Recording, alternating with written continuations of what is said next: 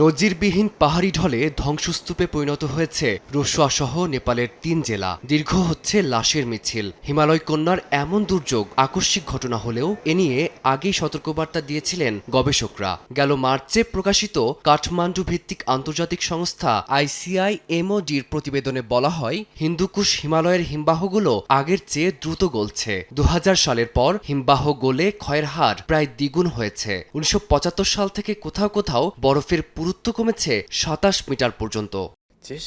শুধু তাই নয়, ১৯৯০ থেকে ২০২০ সালের মধ্যে এই অঞ্চলের হিমবাহের মোট আয়তন কমেছে প্রায় ১২%, আর আনুমানিক বরফের মজুদ কমেছে ৯%। ৩৮টি হিমবাহের তথ্য বিশ্লেষণ করে গবেষকরা সতর্ক করে বলেছিলেন, হিমালয়ের কিছু অংশ এমন এক সংকটজনক পর্যায়ের দিকে এগোচ্ছে যেখান থেকে হিমবাহের ক্ষয় থামানো কঠিন হয়ে যেতে পারে।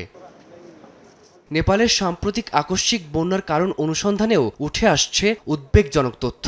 ৪,০০০ মিটার বা তার বেশি উচ্চতায় যেখানে আগে তুষারপাত হতো, সেখানে এখন বৃষ্টি হচ্ছে। গবেষকদের ধারণা, তাপমাত্রা বৃদ্ধির কারণে তুষারের আবরণ কমে যাওয়ায় হিমবাহ ও পাহাড়ি ঢাল আরও অস্থিতিশীল হয়ে পড়ছে। উন্মুক্ত হচ্ছে আরও বেশি পাথুরে ও অনুর্বর এলাকা, যা বেশি তাপ শোষণ করে পাহাড়ের ঢালকে করে তুলছে আরও ঝুঁকিপূর্ণ।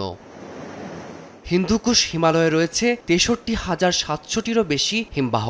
এগুলো এশিয়ার 10টি প্রধান নদী ব্যবস্থার উৎস এবং কোটি কোটি মানুষের পানির অন্যতম ভরসা। কিন্তু এই বিশাল বরফখণ্ডগুলোই এখন জলবায়ু পরিবর্তনের বড় ঝুঁকিতে।